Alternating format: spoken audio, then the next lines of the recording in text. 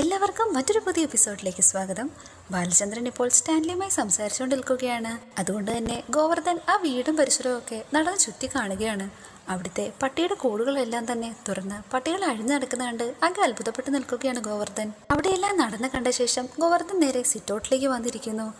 ഗോവർദ്ധൻ അവിടെ സിറ്റൗട്ടിൽ വന്നിരിക്കവേ തന്നെ ഒരു പട്ടിയും എവിടുന്ന വന്ന് അയാളുടെ തൊട്ടടുത്തായി തന്നെ നിൽക്കുന്നത് ഗോവർദ്ധൻ ശ്രദ്ധിക്കുന്നു. ഇത് കണ്ടപാടെ അവിടെ നിന്ന് ഓടി രക്ഷപ്പെടാൻ എന്നോണം എഴുന്നേൽക്കാൻ തുടങ്ങുന്ന ഗോവർദ്ധനെ കണ്ടുകൊണ്ട് പെട്ടെന്ന് തന്നെ ജോലിക്കാരൻ വരുന്നുണ്ട്.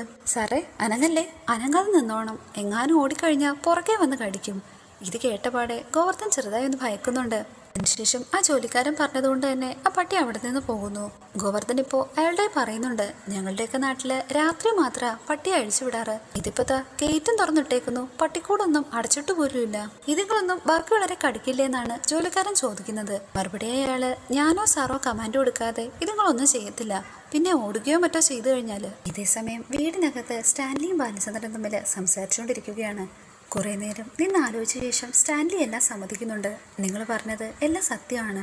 ഗംഗാധര മേനോന്റെ ഇളയ സിസ്റ്ററും ഞാനും തമ്മിൽ ഇഷ്ടത്തിലായിരുന്നു. ഇത് കേട്ടപാടെ ബാലൻ ചില പഴയ കാര്യങ്ങൾ സ്റ്റാൻലിയോടെ പങ്കുവെക്കുന്നു. നിങ്ങൾ അതുകൊണ്ട് തന്നെ പല കാരണങ്ങളും ഉണ്ടാക്കി ഗംഗാധര മേനോനെ കാണാനായി അയാളുടെ ഫ്ലാറ്റിൽ ചെല്ലുമായിരുന്നില്ലേ? ഇത് സമ്മതിക്കുന്നുണ്ട് സ്റ്റാൻലി. അതൊക്കെ അന്ന് പ്രണയം തലയ്ക്ക് പിടിച്ച കാലത്തായിരുന്നു എന്നാണ് സ്റ്റാൻലിയുടെ മറുപടി. അന്നത്തെ ആ കാലത്ത് വൈജയന്തി ഇല്ലാതെ തനിക്ക് ജീവിക്കാൻ പറ്റില്ലെന്ന് വരെ തോന്നിയിരുന്ന കാലമാണെന്ന് സ്റ്റാൻലി ബാലനോട് സമ്മതിക്കുന്നു.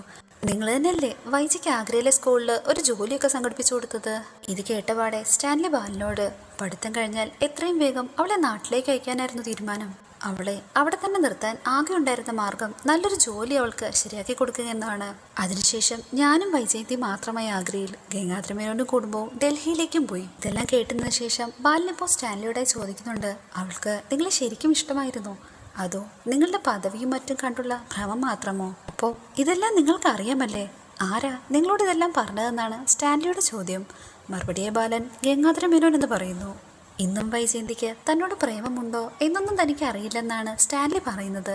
പക്ഷേ അന്നത്തെ കാലത്ത് അത് ഉറപ്പായിരുന്നു. അന്നത്തെ കാലത്ത് പരിശുദ്ധമായ ആകെ ഒരേ ഒരു പ്രേമം മാത്രമേ ആഗ്രയിലുണ്ടായിരുന്നുള്ളൂ, അത് ഞങ്ങളുടേതായിരുന്നു എന്ന് സ്റ്റാൻലി പറയുന്നു. ഇന്നത്തെ കാലത്ത് എന്തൊക്കെയോ വിഡ്ഢിവേഷങ്ങൾ കിട്ടിയെന്ന് സ്റ്റാൻലി ഇപ്പോൾ ബാലനോടായി പറയുന്നു.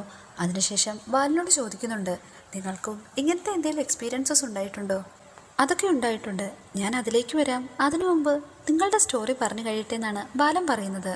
എൻ്റെ സ്റ്റോറി ഇത്രയേ ഉള്ളൂ, ഞാൻ മുഴുവൻ പറഞ്ഞു കഴിഞ്ഞു എന്നാണ് സ്റ്റാൻലി പറയുന്നത്. ഇത് സമ്മതിക്കാൻ ബാലൻ കൂട്ടാക്കുന്നില്ല. സ്റ്റാൻലി ജോസഫും വൈജയും ആഗ്രയില് ഭാര്യ ഭർത്താക്കന്മാരെ പോലെയല്ലേ ജീവിച്ചതെന്നാണ് ബാലന്റെ ചോദ്യം. വൈജയന്തി ഗർഭിണിയായപ്പോൾ സെന്റ് ക്ലെയർ സ്കൂളിലെ ജോലി വരെ രാജിവെപ്പിച്ച് ഞങ്ങൾ ആഗ്ര കൺട്രോൾമെന്റിന് പുറത്ത് അവരെ വാടക വീടെടുത്ത് താമസിപ്പിച്ചു. ഇത് കേട്ടപാടെ സ്റ്റാൻലി ചോദിക്കുന്നുണ്ട്, നിങ്ങള് ഗംഗാധര മേനോന്റെ ബ്രദറും മറ്റോ ആണോ? മറുപടിയെ ബാലൻ ഗംഗാധര മേനോന് ആകെ 2 സഹോദരങ്ങൾ മാത്രമേ ഉള്ളൂ, അവരെ രണ്ടുപേരെയും നിങ്ങൾക്ക് അറിയാവുന്നതല്ലേ? എങ്കിൽ പിന്നെ ഈ കാര്യങ്ങളെല്ലാം ഇത്ര കൃത്യമായിട്ട് നിങ്ങൾക്ക് എങ്ങനെ അറിയാൻ സാധിച്ചു എന്നാണ് സ്റ്റാൻലിയുടെ ചോദ്യം. അന്ന് വൈജയെ ആഗ്രയിലെ വീട്ടിൽ നിന്ന് കൂട്ടിക്കൊണ്ടുപോയ 4 പേരിലൊരാൾ നിങ്ങളാണോ എന്നാണ് ബാലചന്ദ്രനോട് ഇപ്പോൾ സ്റ്റാൻലി ചോദിക്കുന്നത്. എനിക്ക് അതിലൊന്നും പങ്കില്ല, എന്റെ റോൾ അതിനൊക്കെ ശേഷമാണെന്നാണ് ബാലൻ പറയുന്നത്. ബാലനിപ്പോൾ അവസാനമായി സ്റ്റാൻലിയോട് ഒരു കാര്യം കൂടി ചോദിച്ചോട്ടെ എന്ന് ആവശ്യപ്പെടുന്നു.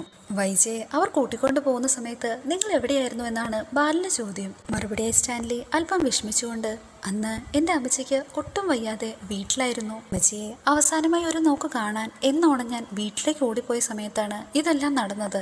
തന്നെ എനിക്ക് തിരിച്ച് വൈജയുടെ അടുത്തേക്ക് പോകാൻ പറ്റിയില്ല. പെട്ടെന്നായിരുന്നു അമ്മച്ചിയുടെ മരണവും പിന്നീട് അതിൻ്റെ ചടങ്ങുകൾ.